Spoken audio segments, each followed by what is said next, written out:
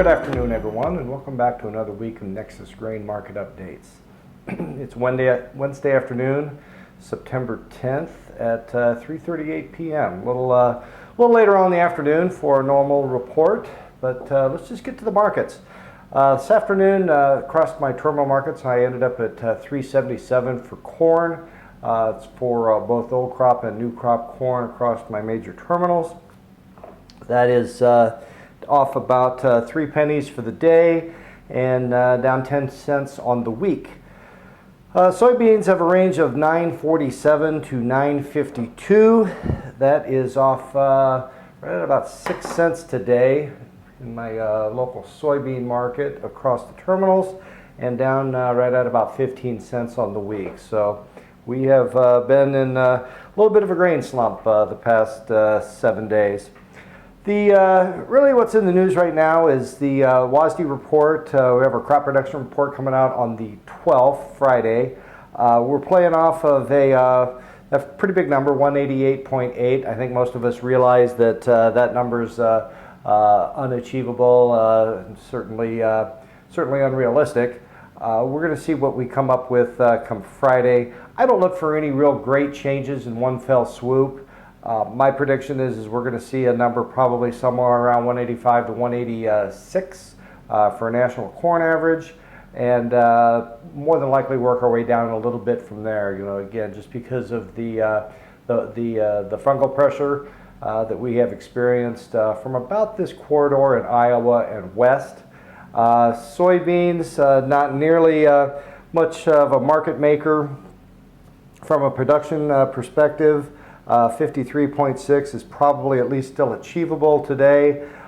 Same as last month. I think more realistically, though, we're going to see a number check in right around 53 bushels, and perhaps even a little bit less as we get a month or two past harvest. So we'll stay tuned for those numbers, but again, that's on the 12th when the next WASDE comes out. What I really wanted to talk to you about, I know that most of you by now have received some notification from the company promoting a product known as an accumulator. Okay? Accumulators have been around a long time, but what I really want to start off with, I pulled a few slides that are worth talking about. First one is the corn futures market, July of 26.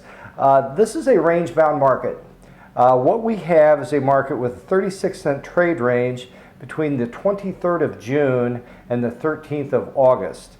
Not a whole lot of end in sight for what appears to be a fairly tight trade range for a corn market as large as we're trading this fall. Furthermore, when you really get into next fall, and that's where accumulators really shine, is the time value that you're getting paid for when you enter into one of these. You look at the December 26 corn market. What do you know? That's also in a 36-cent trade range. Range was established between the 9th of June and the 12th of August. So very, very similar dates, very, very similar trade range. The one major difference is the new crop corn is just literally wedged in between this very narrow range. New crop corn of 26, that is. The summer corn, the July of 26, had a tail of it that was a little bit higher. We're going to see about what it takes to maybe break through that. That's going to take a ceiling of about 470 to test those highs right now. We're really nowhere close to that right now. So those are how the charts are shaping up. What I want to really illustrate, I'm going to go to the first chart, July of 26 corn accumulators. Really the way it works is it's based off of your call options contracts. You look at a closing price tonight of 451 3/4 versus July of 26 futures. You have the ability under this situation, the illustration I've made today, of accumulating that at a level of 469.25, right at about an 18-cent premium. There is some fees associated with that, and we'd be happy to discuss that. A couple of different provisions that come with these. They can have a knockout built into them, or a double up built into them. In this case, this has a 416 3/4 knockout value. The new crop, again, that's going to have a lot more premium built into it. I'm showing 455 1/4 as the board price, with an accumulation level of 477 3/4. Fees will be a little bit higher on the 12-month contracts, but again, you're knocking on the door of about a 20-cent premium over market. Again, as tight as things are right now, every bit helps. That is a product that is really a good fit for these range-bound markets that we're in right now. I would encourage any one of you that if this piques your interest, I would encourage any one of you to reach out to your favorite Nexus representative. Call our universal number that's listed here, and any one of us could explain this in detail, maybe go over your unique needs. Other than that, where we're at right now, export season has kicked off as of the 1st of September. Export inspections this week actually weren't too bad. Corn 56.8 million. I kind of expected that.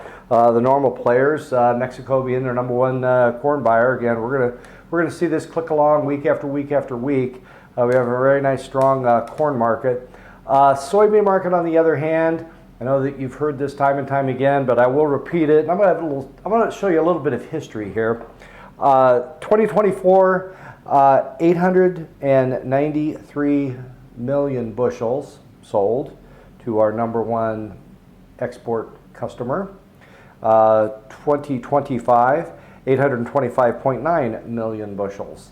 The 2026 crop year, again, which began just on Monday of this week, at this point in time, the number one customer has purchased 0 soybeans. That is the elephant in the room, and I am, of course, referring to China. So that really is about what I have today. I thank all of you for your business. Again, I welcome you to look into Nexus for all of your crop input needs, all of your farm needs, and for your services of grain services. So thank you very much, and you have a good day. Bye now.